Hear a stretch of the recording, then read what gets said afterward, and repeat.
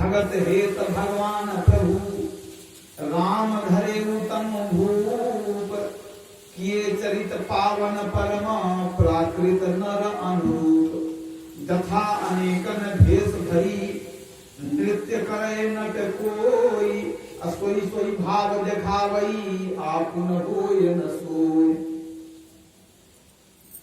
भक्तों के हित के लिए प्रभु परमात्मा राम ने राधा का शरीर धारण किया। परमात्मा का नाम भी राम है। भगत हेत भगवान प्रभु राम धरे तनु भूप, राम ने राधा का शरीर धारण किया। पहले शरीर था तो फिर से धारण कैसे करते? इसका मतलब शरीर नहीं था उनको। प्रभु राम ने राजा का शरीर धारण किया, मतलब शरीर से पहले भी वो राम थे। उस समय वो परमात्मा राम थे, दशरथ नंदन राम नहीं थे। तो राम के दो रूप हुए, एक वो राम जिसने सृष्टि को बना दिया, दोनों राम हैं। वही तुलसीदास जी कहते हैं कि जैसे कोई नट बहुरूपिया विभिन्न रूप दिखाता है लेकिन वैसा नहीं हो जाता है, इसी तरह निर्गुण परमात्मा राम कभी मुरलीधर कृष्ण बन जाते हैं, कभी धनुधर जो है राम बन जाते हैं, लेकिन वैसा हो नहीं जाते हैं। वो ये भ्रम है कि ऐसा है परमात्मा। इस भ्रम में नहीं रहना चाहिए। वो तो भक्तों के हित के लिए, धर्म की प्रतिष्ठा के लिए आते हैं।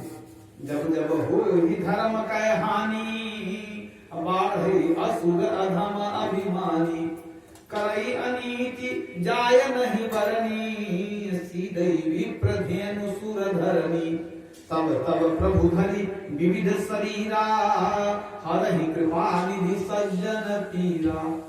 सज्जनों के दुख को हरने के लिए तब तब वो शरीर में आते हैं। इसी को भगवान कृष्ण ने कहा संभवामी युगे युगे, युग युग में मैं अवतार लेता हूं। क्या बात है, युग युग में अवतार लेते हैं, रहते सब दिन हैं।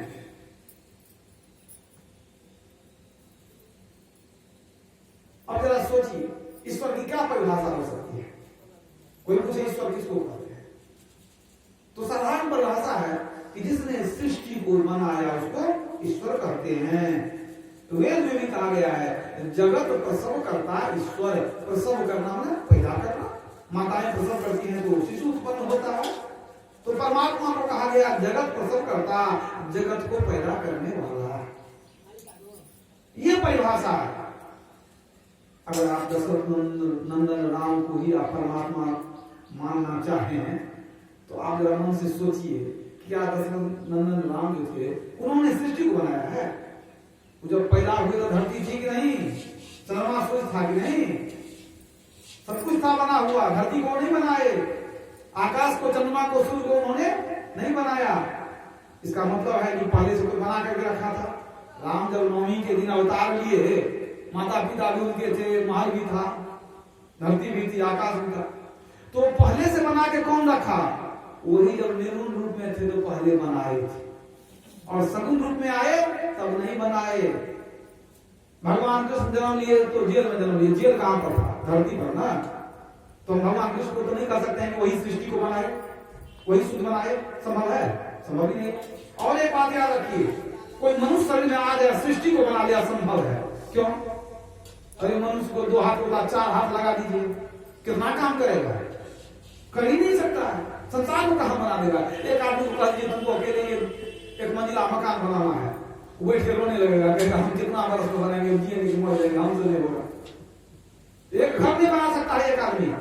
आप सोचते हैं कि वही राम थे या वही कृष्ण थे, संसार बना दिए। संसार कैसे बना देंगे? वो कुछ तर्क है ना, कैसे बना देंगे? आपके मुंह में बड़ी शक्ति है, तो बड़ी शक्ति है तो सीता का हरण हो गया तो कितना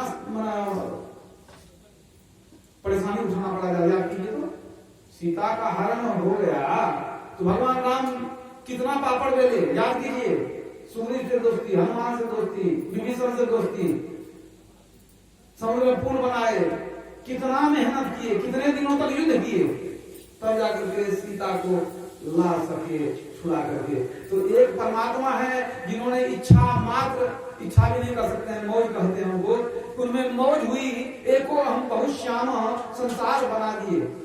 एक शब्द से सृष्टि की रचना कर दिया परमात्मा ने। एक शब्द थे सब किया, ऐसा समर्थ सोए, आगे पीछे वह करे जो बलहीना हो। शब्द से उस परमात्मा ने सृष्टि को बना दिया, सब कुछ बना दिया, धरती पहाड़ चंद्र सूर्य सब कुछ बना दिया। तो एक परमात्मा है कि उनकी मौज हो गई, शब्द से सृष्टि की रचना कर दिए, और वही परमात्मा शरीर में आए तो बेचारे कितना रोए सब जानते हैं, कितनी मुश्किल पेश आई उनके जीवन में। सीता का हरण हुआ तब रोना पड़ा, पिता मर गए तब रोना पड़ा, भाई को शक्तिवान लग गया तब रोना पड़ा, कितनी कठिनाई दी, कितना युद्ध लड़े तब जाकर के सीता को खोज कर ला सके। सोचने की बात है, क्यों?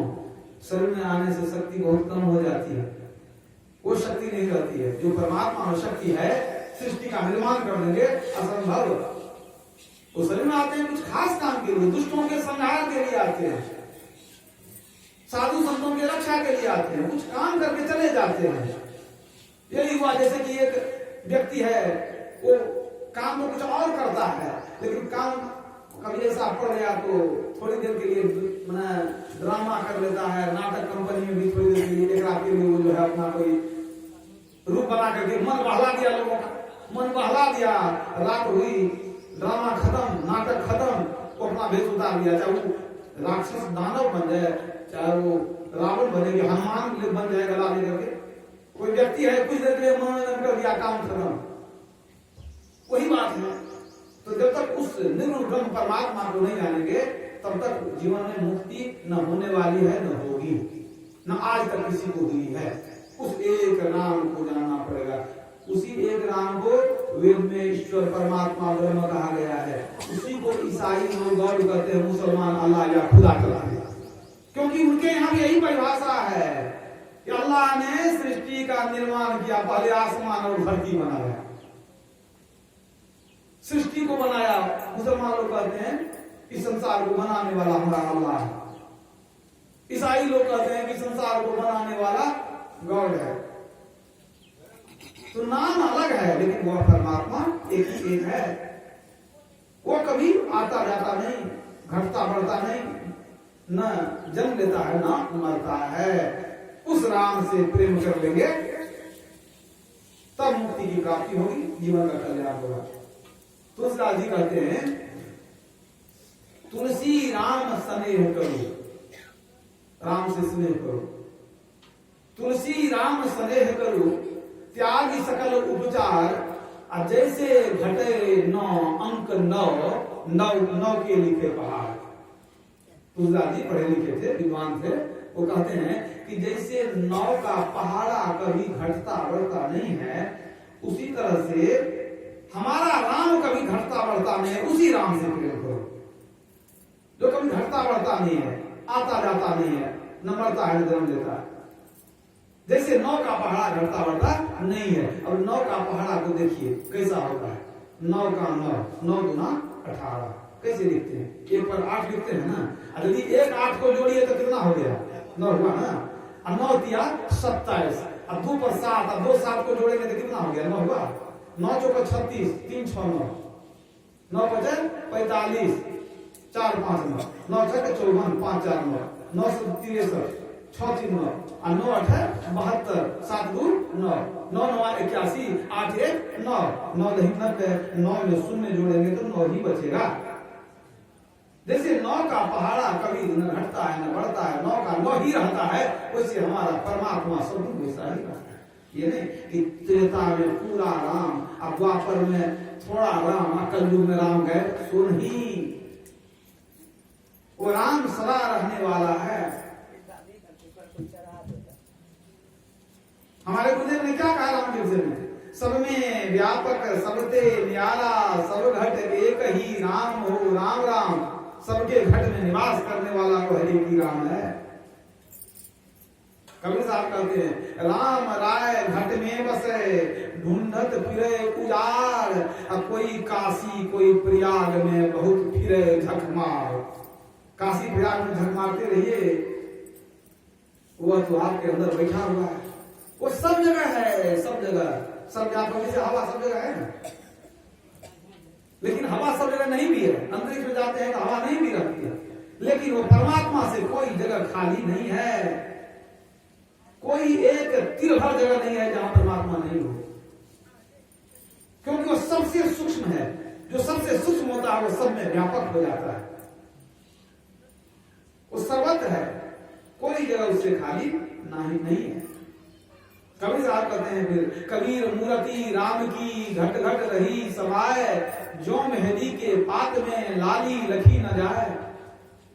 पलटू साहब कहते हैं, बैरागिन भूली आप में जल में खोजे राम।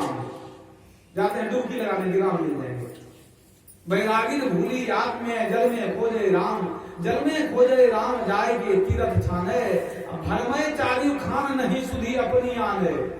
फूल माही ज्यों बास, बास ना सुगंधी, फूल माही ज्यों बास, काठ में अग्नि छिपानी, खोदे बिनु नहीं मिलेगा है धरती में पानी। दूध माही घृत रहे छिपी, मेहदी में लाली, ऐसे पूर्ण ब्रह्म कहूं तिल भर नहीं खाली। पलटू सत्संग बीच में कर ले अपना काम, बैरागिन भूली आप में जल में खोजे राम। श्री सद्गुरु महाराज, श्री सद्गुरु महाराज की जय। पलटू साहब कहते हैं कि सब तीर्थ में खोजिया गहरी डुबकी मार, पलटू जल के बीच में किन पाया करता है। आज तक कोई जल में छा करके निकाला राम को कृष्ण को, लगाते रहे। कोई सोचते हैं नहीं रामायण में राम किसे हुए। पलटू साहब कहते हैं, पूर्ण ब्रह्म रहे घट में, 60 तीर्थ कानन खोजे न जाई। कोई जंगल में तीर्थ में खोजने जाता है कि राम वहां होंगे। पूर्ण ब्रह्म रहे घट में, 60 तीर्थ कानन खोजे न जाई। कीट पतंग सवै परिपूर्ण, कीड़ा मकोड़ा मिले, कीट पतंग सवै परिपूर्ण, कहूं तिल एक न हो तो जुदाही। नैन दिए हरि देखन को, आंख तो है, आंख बंद है, खोलने की क्रिया नहीं जानते हैं। नैन दिए हरि देखन को, पलटू प्रभु सब में देत दिखाई। ढूंढत अंध ग्रंथन में, लिखी कागज में कहूं राम लुकाई। अंधे लोग ग्रंथ में खोजते हैं, लिखे हुए कागज में राम घुसे हुए हैं। गलत जगह खोजते हैं, खोज खोज के मर जाएंगे, मिलेगा कुछ नहीं। ईश्वर को खोजना है ना, तो कुछ जान लीजिए, विचार कर लीजिए, पहले जानिए, फिर मन में विचारिए, तब खोजने के लिए निकलिए। न जानते हैं न विचारते हैं, चल देते हैं खोजने के लिए, क्या मिलेगा। तो कवि साहब कहते हैं, कबीरा ज्ञान विचार बिना हरि ढूंढन को जाए, तन में त्रिलोकी बसे अब तक परखा न आए। अब तक परखा नाय बना है तीर्थ वासी, कबहू मथुरा जाए कबहू भटकत है काशी। तीनों पल गए बीत नाही दर्शन पाया, अज्ञानी बिन ज्ञान बहुत मन में पछताया। अज्ञानी बिन ज्ञान बहुत मन में पछताया। अंत में रोते हुए मर जाएंगे, सोचेंगे बहुत पूजा पाठ किए लेकिन संत महात्मा के ज्ञान को नहीं अपना है, इसलिए अंत में रोना पड़ेगा। परमात्मा नहीं चाहते थे कि सरल ढंग से हम किसी को मिल जाए, पहले परिश्रम करें तब हमको पाए। इसलिए परमात्मा ने क्या किया, सुंदर शरीर बनाया हम लोगों का, सुंदर शरीर बनाया, देव दुर्लभ शरीर। तो देखने के लिए एक इंद्रियां दी उन्होंने, 2 आंख परमात्मा ने। तो देखने के लिए आंख दिया उन्होंने, आंख तो दिया बाहर में, बाहर की चीज देखते हैं ना। अब परमात्मा खुद इस शरीर को बना करके घुस गए भीतर। आंख दिए बाहर में, घुस गए भीतर में, बाहर खोजते हुए। परमात्मा को सामने लेकर के जाते हैं खोजने के लिए, खोजते रहते हैं। यहाँ सामने परमात्मा है, उनको लेकर के खोजने निकले हैं परमात्मा को। परमात्मा बस इतना ही किए, आंख दिए बाहर में, घुस गए भीतर में। इसीलिए हम लोग बाहर खोजते रहते हैं और भीतर में बैठे मुस्कुराते रहते हैं कि हमारा तो पता ही नहीं इसको कहां कहां भटक रहा है। अब जिन खोज आती न पाई यहाँ गहरे पानी पर, जो बहुत खोजने वाला है, व्याकुल हो जाता है, सदगुरु के पास जाता है, तो सदगुरु कहते हैं अच्छा परमात्मा छिपे हुए हैं लेकिन हम तुमको बताएंगे। हरि ने मोसू आप छिपायो, गुरु दीपक दयता ही लखायो। वो उपाय बता देते हैं कि दीपक जलाओ, दर्शन करो, अपने घट दिया ना बाहर में। अंधकार है तो कहां देखोगे, आंख बंद करिए, अंधकार है कहां से देखिएगा। जब दिया जलाइएगा तब न पता चलेगा भीतर में क्या सब है, बहुत कुछ है भीतर में। वो दिया में जलाते हैं, देखते हैं, मंदिर अंदर में अंधेरा रह जाता है। तो मैं कहा था कि परमात्मा सुंदर शरीर बना करके घुस गए भीतर में। एक कवि बड़ा अच्छा कहा, गढ़ी जो अपने हाथों से प्रभु ने 9 महीने में बनाकर मूर्ति सुंदर वो बैठा आप सीने में। न कोई ढूंढता इसको लगा मृगजल के पीने में। भटकते द्वारिका काशी फिरे मक्का मदीने में। हिंदू भाई द्वारिका काशी में खोजते हैं, मुसलमान भाई मक्का मदीने में खोजते हैं और सीने में बैठे। कितना नजदीक में है। दुनिया में इससे नजदीक कुछ हो ही नहीं सकता है। जितना नजदीक परमात्मा है उससे नजदीक दुनिया में कुछ है ही नहीं। जितने संत किसी भी मत के हो, किसी भी धर्म के हो, जिसने ईश्वर को पाया उसने अपने अंदर दिल में पाया। साईं बुल्ले शाह एक फकीर हुए, उन्होंने कहा वेद कुरान पढ़ पढ़ थक के, कोई वेद पढ़ता है कोई कुरान पढ़ता है, पढ़ पढ़ के थक गया। वेद कुरान पढ़ पढ़ थक के सिजदे कर दिया घिस गए मत्थे। माथा जमीन पर रख सीधा करते हैं लोग, कहते सीधा करते करते घिस गए मत्थे। सिजदे कर दिया घिस गए मत्थे। नारव तीरथ नारव मक्के जिन पाया तिन दिल विचियार। जो पाया अपने दिल में पाया। इसी बात को सुन्नतदास जी कहते हैं। देखिए कितनी समानता है संतों के वाणियों में। अब वो कहा सूफी फकीर मुसलमान थे, सुन्नतदास जी हमारे वैदिक धर्म के थे। ये कहते हैं दिल में दिलदार सही अखियां उलटी करी ताही जितइये। अखियां उलटना मना नजर को फेरना, बाहर बोलना भीतर देखना। है दिल में दिलदार सही अखियां उलटी करी भी ताही जितइये। उनको देखो कैसे, अंदर में देखो, देखने की कला से देखो, अंदर में देखना पड़ेगा। कई बार फिर कवि साहब कहते हैं कस्तूरी कुंडल वसे मृग ढूंढे वन मांगी। ऐसे घट में पीव है दुनिया जाने नाही। कस्तूरी कुंडल वसे, मृगा के नाभि में कस्तूरी पकती है, सुगंधी लगती है मृगा को। वो परेशान हो जाता है कि इतनी अच्छी सुगंध कहां से आ रही है। वो क्या करता है, खोजत गिरी तरु लता भूमि बिल परम सुगंधी कहां से आयो। तुलसीदास जी कहते हैं वो पहाड़ को, जंगल को, पेड़ पौधा को, मिट्टी को सूंघते फिरता है हिरण। इस सुगंधी आ कहां से रही है। मूर्ख जानता नहीं है कि मेरे ही नाभि में कस्तूरी पकी है, हम लोग गए बाहर में। ठीक इसी तरह तुलसीदास जी वही उदाहरण देते हैं, यही ते मैं हरि ज्ञान गवायो। जो कुरंग निज अंग रुचिर मद अतिमतिहीन मरम नहीं पायो। खोजत गिरी तरुलता भूमि बिल परम सुगंधी कहां से आयो। तुलसीदास जी कहते हैं जैसे हिरण नाली में जो उसको कस्तूरी पकती है, सुगंधी पाकर के बावड़ा हो जाता है, इधर उधर भटकता है, कहां से सुगंधी आ रही है। ठीक यही बात कवि साहब कहते हैं कि कस्तूरी कुंडल वसे मृग ढूंढे वन माही। ऐसे घट में पीव है दुनिया जाने नाही। दुनिया के लोग नहीं जानते कि घट में पीव है, परमात्मा इसमें बैठा है। आप कहिएगा कि दुनिया जाने नहीं जाने, हम बहुत सत्संग सुने, हम तो समझ गए हैं। हम तो समझते हैं कि अंदर में पीव है, परमात्मा है। तो आप जब समझ गए तो कबीर साहब का उपदेश आप ही के लिए है। अब कबीर साहब कहते हैं समझे तो घर में रहे। समझ गया है तो दौड़ता कहाँ है काशी अप्रयाग में। समझे तो घर में रहे पर्दा पलक लगाए। तेरा साईं तुझ में अनंत कहूं नहीं जाए। श्री सद्गुरु महाराज। तुझे समझ गया है तो दौड़ता कहाँ है तीर्थ में व्रत में। समझे तो घर में रहे, घर में रहो ना। कैसे रहो, पर्दा पलक लगाए, आंख का पर्दा बंद कर दो, मतलब ध्यान करो। पर्दा पलक लगाए अब तेरा साईं तुझ में अनंत कहूं नहीं जाए। अंदर में चलो तो परमात्मा मिलेंगे। फिर कहते हैं कवि साहब नैनों की करी कोठरी पुतली पलंग बिछाए। अब पलकों की चिक डाली के पिय को लिया है। हमारा पिया अंदर में बैठा है, इंतजार कर रहा है हमारा। तो पलकों की चिक डाली के पलकों का पर्दा गिरा दीजिए और अंदर में ध्यान के द्वारा परमात्मा को रिझा दीजिए। अंदर में परमात्मा इंतजार कर रहे हैं। घटी में पिया नाही मुलाकात बड़ी अचरज बात। जितने संत हुए सब ने यही कहा। भगवान की वाणी में भी इन बातों की चर्चा है कि ध्यान करना चाहिए। भगवान शिव हो, भगवान कृष्ण हो, भगवान राम हो, सबने ध्यान की चर्चा की है। खुद भी ध्यान करते थे। लेकिन आज देखिए कर्म कांड इतना आसान हो गया, पंडित जी को इसी में फायदा है तो ज्ञान कांड कहां से बताएंगे, वही कर्म कांड बताएंगे। इतना चढ़ा चढ़ा हो, यहाँ चढ़ा वहां चढ़ा वहां चढ़ा,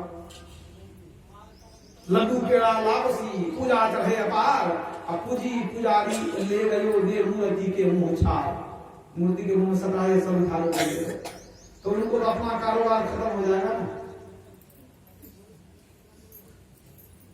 वो क्यों बताएंगे, उनको खुद भी ज्ञान नहीं है, वो क्या जानेंगे।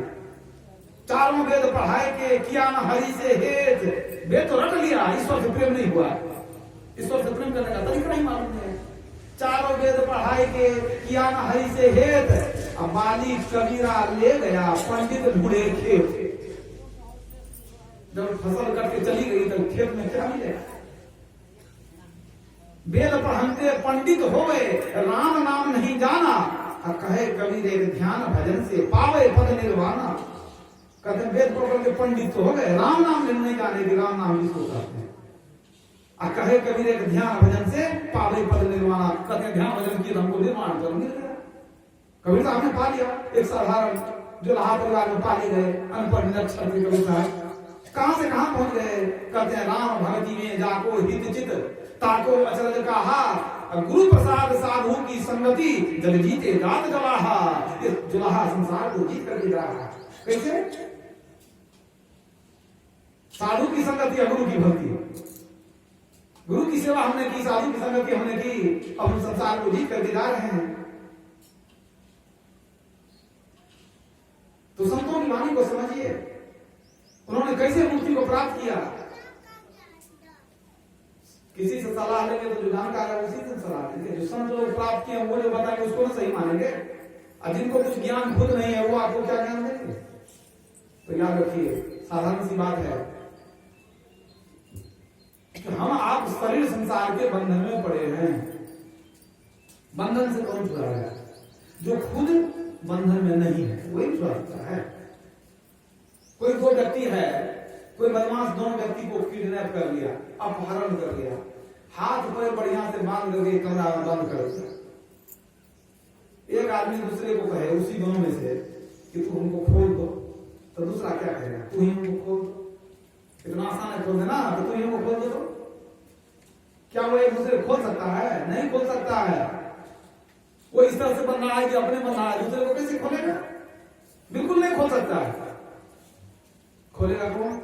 यदि कोई आदमी खुला हुआ है वो दिन अंदर आ जाए तो दोनों को खोल देगा। दो क्या 20 को 200 को खोल देगा। वो जो खुला हुआ है 200 को खोल सकता है, बंधा हुआ एक को भी नहीं खोल सकता है। तो समझिए बात को कि देवी देवता खुद बंधन में पड़े हुए हैं, आप भी बंधन में पड़े हैं। आप